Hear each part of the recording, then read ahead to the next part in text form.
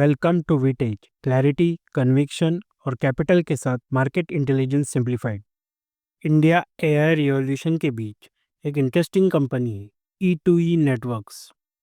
एक ऐसी कंपनी जिसके पास लगभग 4000 हाई पावर जीपीयूज है, फिर भी लोग पूछ रहे हैं प्रॉफिट क्यों नहीं दिख रहा। इस वीडियो में हम सिंपल लैंग्वेज में समझेंगे, क्या E2E सच में इंडिया की एआई गोल्ड माइन है या फिर नंबर्स के पीछे कोई रिस्क छुपा हुआ है। और सबसे इम्पोर्टेंट सवाल, क्या जो लॉस दिख रहा है वो रियल बिजनेस स्लोडाउन है या सिर्फ एक अकाउंटिंग इल्यूजन।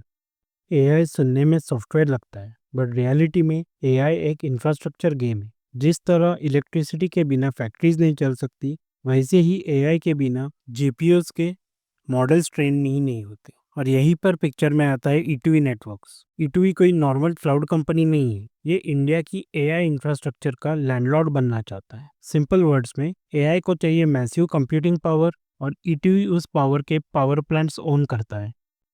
अब बेसिक से समझते हैं, E2E नेटवर्क्स एक्चुअली करता क्या है। E2E नेटवर्क्स है इंडिया की ओनली लिस्टेड कंपनी जो प्योरली एआई क्लाउड कंप्यूटिंग पर फोकस करती है। सिंपल लैंग्वेज में, ये स्टार्टअप्स, एंटरप्राइजेस और रिसर्चर्स को हाई पावर एआई कंप्यूटर्स यानी जीपीयूज रेंट पर देता है। और ये नॉर्मल जीपीयूज नहीं है, कंपनी के पास लगभग 4000 एडवांस एनवीडिया चिप्स है, H100, H200 और सबसे मेन ब्लैकविल। ये मशीन्स ऑपरेट होती है नोएडा, मुंबई और चेन्नई के डेटा सेंटर्स से। तो बॉटम लाइन क्या है, एआई को चाहिए मैसिव कंप्यूटिंग पावर और E2E के पास वो मशीन्स है जो एआई को पावर देती है।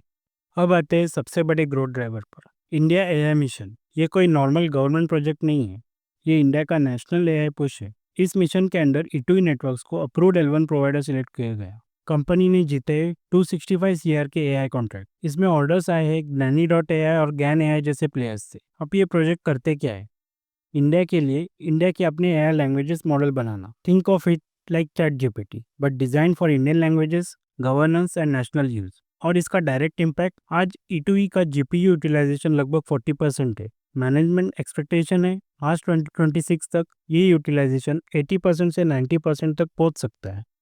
अब तक हम बात कर रहे थे जीपीयूज की, पर E2E सिर्फ हार्डवेयर रेंट करने वाली कंपनी नहीं है। कंपनी ने अपने खुद का एआई सॉफ्टवेयर प्लेटफॉर्म बनाया है, TIR प्लेटफॉर्म। इसका मतलब क्या है, स्टार्टअप और एंटरप्राइजेस को एआई सेटअप करने के लिए इंफ्रास्ट्रक्चर इंजीनियर बनने की ज़रूरत नहीं है। One click deployment, notebook open करो और मॉडल ट्रेन करना स्टार्ट। दूसरा बिग एडवांटेज, कॉस्ट एफिशिएंसी। जब जीपीयू यूज में नहीं है, कंप्यूट पावर ऑटोमेटिकली बंद हो जाता है, मतलब स्टार्टअप के लिए कम बिल और E2E के लिए better utilisation. Third, performance. Multiple GPUs को क्लस्टर करके एक सिंगल पावरफुल सिस्टम की तरह यूज किया जा सकता है। और सबसे important point, data sovereignty. Software भी इंडिया में, डेटा भी इंडिया में। बॉटम लाइन, सेम जीपीयू से E2E ज़्यादा वैल्यू एक्सट्रैक्ट करता है। अब आते हैं सबसे कंफ्यूजिंग पार्ट पर, रेवेन्यू बढ़ रहा है फिर भी प्रॉफिट वीक क्यों लग रहा है। नंबर्स क्या बोलते हैं, Q3 FY26 में रेवेन्यू है 70 करोड़ और QOQ ग्रोथ 60%, लेकिन रिपोर्टेड नेट लॉस लगभग 5.7 CR का है। तो क्या बिजनेस स्लो हो रहा है? नहीं, एक्चुअल रीजन है डेप्रिसिएशन। कंपनी जब एक्सपेंसिव जीपीयूज खरीदती है, अकाउंटिंग रूल्स के अकॉर्डिंग उन मशीन्स का कॉस्ट अपफ्रंट एक्सपेंस दिखाना पड़ता है, इवन दो वो जीपीयूज सालों तक रेवेन्यू जनरेट करते हैं। एग्जाम्पल, Q2 में डिप्रिसिएशन एक्सपेंस था 42.8 CR, इसलिए पेपर ने प्रॉफिट वीक लगता है, बट बिजनेस का कैश फ्लो पॉजिटिव है और वो कैश री इन्वेस्ट हो रहा है और ज़्यादा जीपीयूज खरीदने और कैपेसिटी बढ़ाने में। सिंपल लैंग्वेज में, ये अकाउंटिंग लॉस है, बिजनेस स्लोडाउन नहीं। अब देखते हैं कंपटीशन लैंडस्केप। E2E एग्जैक्टली किस पोजीशन पर खड़ी है। सबसे पहले Netweb technologies. Netweb hardware manufacturer है, ये एआई सर्वर्स बनाता है और कंपनी जैसे E2E को सेल करता है। सिंपल एनालॉजी, नेटवेब ट्रक्स बनाता है, E2E ट्रांसपोर्ट बिजनेस चलाता है। Next, Yotta data services, Indian cloud player है, हिरनंदनी ग्रुप बैक्ड है और एनवीडिया का इलीट पार्टनर भी है। ये डायरेक्ट एआई क्लाउड कॉम्पिटिटर है, बट प्राइवेट कंपनी होने की वजह से पब्लिक डेटा लिमिटेड है। और फिर आते हैं ग्लोबल हाइपरस्केलर्स जैसे कि AWS, एज्योर और Google. Massive platform, deep pockets और स्ट्रॉन्ग सॉफ्टवेयर इकोसिस्टम।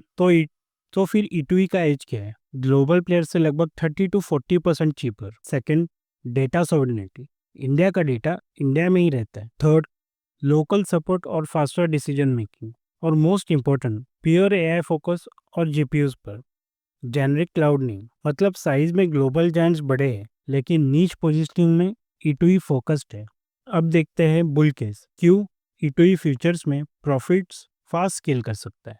सबसे पहला कंसेप्ट, ऑपरेटिंग लेवरेज। जीपीयू एक बार पे हो गया तो उसके बाद हर extra rental are almost pure profit बन सकता है। इसलिए स्केल पर 60% से 70% तक एबिटा मार्जिन्स पॉसिबल है। एनवीडिया रिलेशनशिप, ई2ई उन फ्यू कंपनीज में से है जिनको नेक्स्ट जनरेशन ब्लैकवेल जीपीयूज का प्रायोरिटी एक्सेस मिल रहा है, मतलब फास्टर ग्रोथ और सप्लाई रिस्क कम। Third, sticky customers. जो एआई मॉडल टीआई और प्लेटफॉर्म पर ट्रेन हो जाते उन्हें दूसरे क्लाउड पर शिफ्ट करना एक्सपेंसिव और टेक्निकली डिफिकल्ट हो जाता है, इसलिए कस्टमर यूजुअली सालों तक स्टे करते हैं। High margins, limited GPU supply और स्टिकी यूजर्स, ये कॉम्बिनेशन लॉन्ग टर्म ग्रोथ को स्ट्रॉन्ग बना सकता है।